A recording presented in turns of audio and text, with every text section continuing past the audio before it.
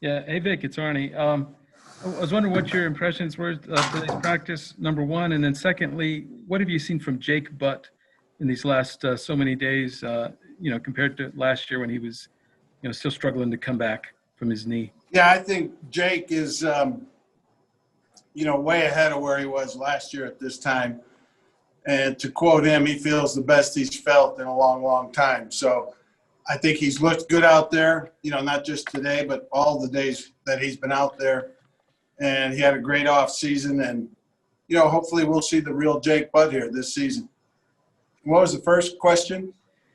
Just what your impressions were of early impressions of today's practice with the, padded up. It was just okay. It was one as crisp as I thought it would be. It was just okay. Next up, Ryan O'Halloran, go ahead. Hey, Vic, two things. Do you have a timetable on Winfrey and a better timetable on Fort after his surgery? And then I have a follow-up after that.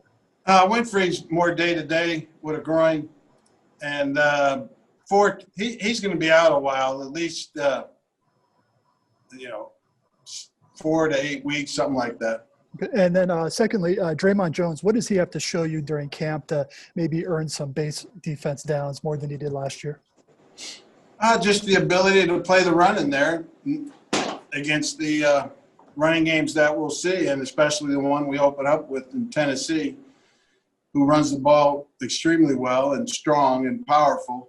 So he's got to be able to show that he can hang in there with it. Next up, Brenner Cristal, go ahead. Vic, I know you said it wasn't a very crisp practice, but to this point through 3 practices, is your offense maybe a little bit further along than you thought they might be with all the time that they didn't get in the spring? Yeah, possibly. I think our coaches and players did a good job with the virtual aspect of the off season, and that has continued with the early phase-in part of camp. So, yeah, I think they've all done a good job in that regard. Next up, Jeff Legwald. Go ahead, Jeff. Vic, I'm just curious if you structured anything different in practices because you didn't have the off-season work. Are there periods you've added or taken away or anything like that?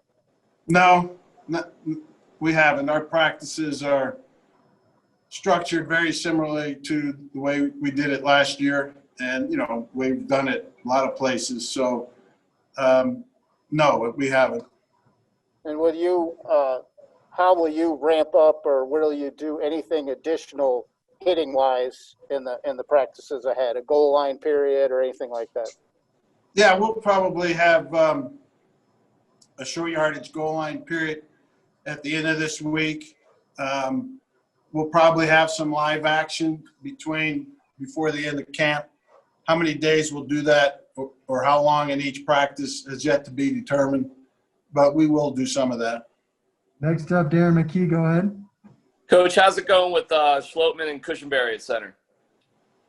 Good. They're all, and Pat Morris, all three of them are getting reps in there. And, it's way too early to say one guy's in the lead or not, but all 3 guys have the license to go get that job, and we like all 3 of them, so we feel good about it. Next up, Andrew Mason, go ahead.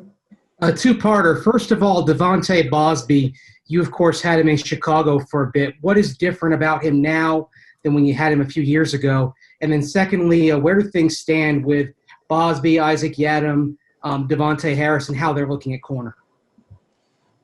Well, that's right. It's too early right now to see any separation amongst those 3 guys. But, they're all doing fine. They all have their ups and downs throughout the day. And we've got to work hard to eliminate the downs or to minimize them.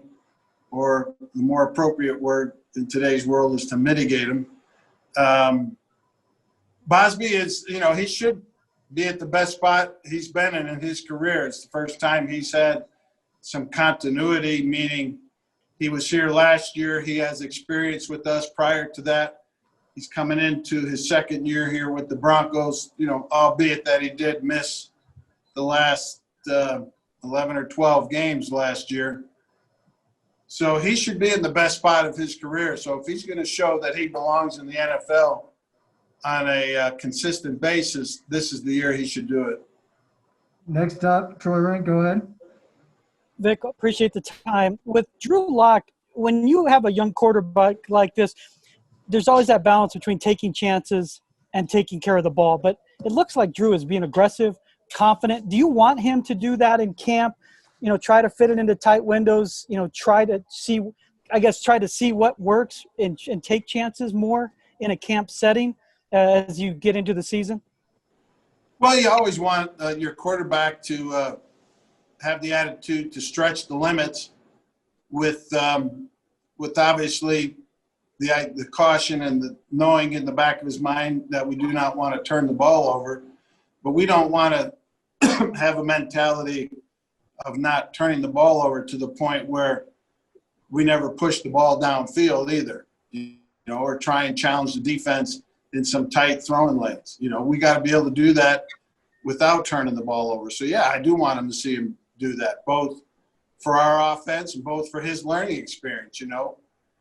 Just, you know, what can he fit in and what can't he fit in at different times.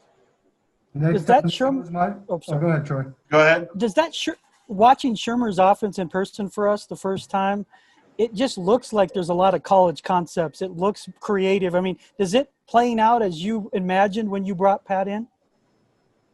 Yeah, I think it has up to this point. I mean, obviously we don't have a finished product yet or everything installed or haven't mastered everything yet. But, yeah, we have some principles from a lot of different offenses, you know, and I think,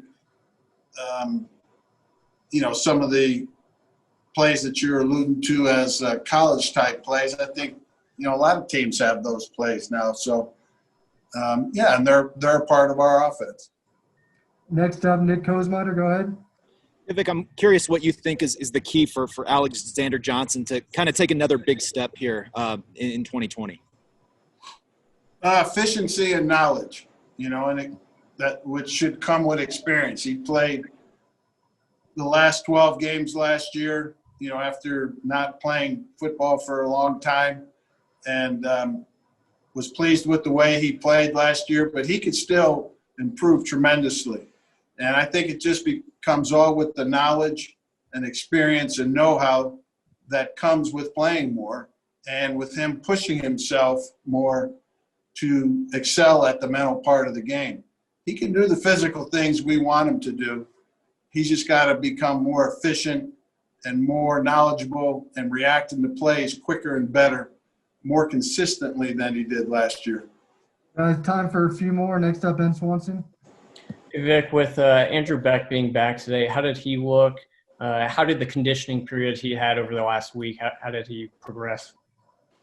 I think he did fine today. You know, I haven't talked to him since the end of practice or Wade or the trainers yet, but I think he did fine.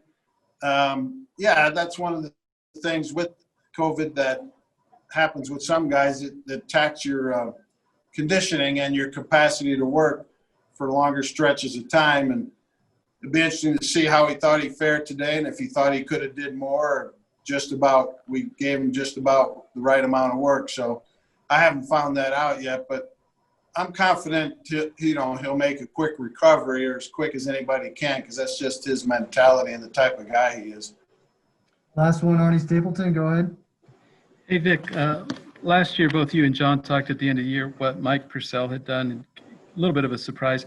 I'm wondering what you see his role being this year. Is it a step, you know, up from what he was able to accomplish last season?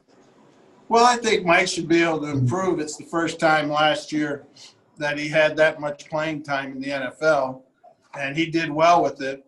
But now that he's been able to watch and study himself in the offseason and now has the knowledge that he's one of us and he's got a job for the first time in his career, provided he plays the same that he did last year, I think we should see some improvement with him. And I see his role being very similar to what it was last year. Obviously, he's our nose and base, and we mix him in there and some in nickel on the early downs when it's still a run pass, you know, situation, 1st and 10, 2nd and medium or less, you know, and we're playing nickel. You know, he'll be in the game then some too.